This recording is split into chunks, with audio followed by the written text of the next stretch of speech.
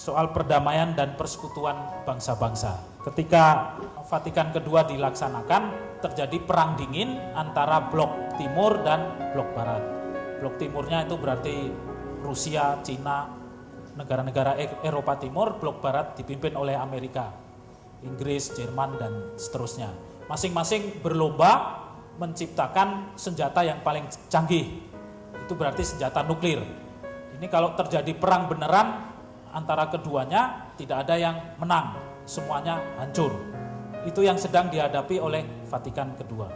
Maka gereja menganjurkan supaya, atau konsili menganjurkan supaya orang-orang Katolik ikut dalam usaha-usaha untuk menuju kepada situasi dunia yang damai. Nah, itu kurang lebih apa yang menjadi isi Gaudium et Spes. Saya ulangi, persoalannya adalah bagaimana gereja terlibat dalam kehidupan dunia. Karena alasan mendasarnya apa? Karena Allah itu ingin supaya semua manusia itu selamat, mengalami kesejahteraan. Allah itu ingin supaya manusia itu bahagia. Allah tidak ingin kita menderita. Itu alasan mendasarnya. Nah, bagaimana caranya kita gereja berpartisipasi dalam karya keselamatan Allah ini, dalam karya Allah untuk membuat manusia sejahtera ini? Nah, patokannya adalah pandangan gereja tentang manusia, serupa dengan Allah dalam 3 hal tadi, manusia yang sosial dan manusia yang bekerja itu.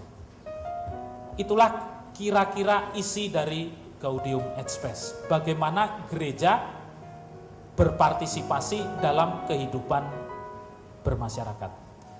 Ya. Apakah inkulturasi tidak membahayakan ajaran gereja itu sendiri kalau tidak dibatasi? Dan sampai sejauh mana gereja dapat mengetahui batasan-batasan dalam inkulturasi tersebut supaya tidak mengarah pada yang dinamakan gnotisisme itu? Dasar teologinya biasanya inkarnasi, Allah menjadi manusia, inkarnasi menjadi daging. Nah, inkulturasi, kultur berarti budaya. Sekarang inkulturasi berarti masuk ke dalam budaya. Bagaimana iman masuk ke dalam budaya.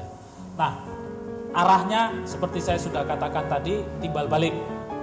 Dari satu pihak, iman Katolik itu, iman Kristiani itu mau menyempurnakan apa yang ada di dalam budaya-budaya. Dalam setiap budaya, selain mengandung apa yang luhur, pasti juga mengandung apa yang negatif, apa yang memerosotkan hidup manusia, atau dalam bahasa teologi lalu dosa.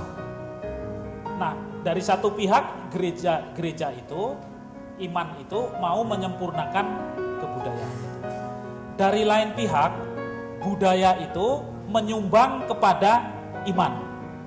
Budaya itu menyumbang untuk supaya kita bisa mengenal iman kita, menggali apa yang menjadi kekayaan iman kita yang semula belum, walaupun sudah ada, belum disadari. Hanya karena pertemuan dengan budaya Jawa lalu muncul aspek iman itu. Hanya karena bertemu dengan budaya Flores lalu muncul aspek itu. Selama ini yang terjadi adalah budaya iman Kristiani ini bertemu dengan kebudayaan Barat, dan itu berarti Yunani dan Roma itu, sampai ke baju-bajunya itu. Jadi baju yang dipakai pastor, nah itu baju kaisar dulu itu kan. Nah, seperti itu. Dari lain pihak ini, budaya itu membantu kita untuk bisa mendalami iman kita. Dan juga budaya itu bisa dipakai untuk mewartakan iman, menjadi sarana iman kita. Jadi dari satu pihak, dari satu kutub ada budaya, dari kutub yang lain ada iman. Nah, keduanya ini bertemu. Itu tanpa disadari. Kalau saya orang Jawa, pasti saya menghayati iman Katolik saya itu sebagai orang Jawa. Kalau saya orang Tionghoa, pasti saya menghayati iman Katolik saya itu sebagai orang Tionghoa. Jadi secara tanpa sadar, sebenarnya itu terjadi pertemuan antara budaya dan iman itu. Nah, apa yang namanya inkulturasi itu, apa yang terjadi yang mungkin secara tidak sadar, tidak dieksplisitkan secara sistematis itu, oleh inkulturasi itu dicoba untuk dibuat menjadi sesuatu yang disengaja, sesuatu yang direncanakan, sesuatu yang tegas tematis. Itu usaha apa yang dibuat oleh inkulturasi itu.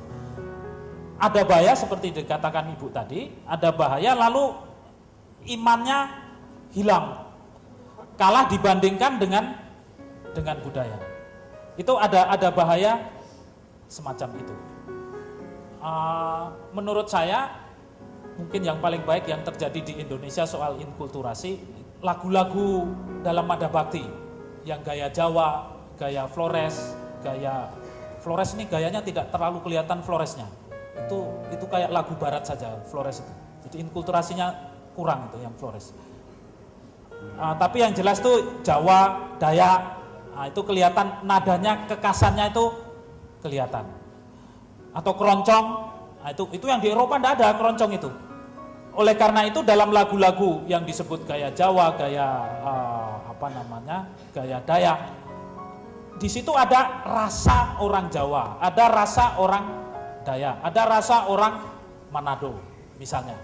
Nah, rasa ini saya pakai untuk menghayati iman saya.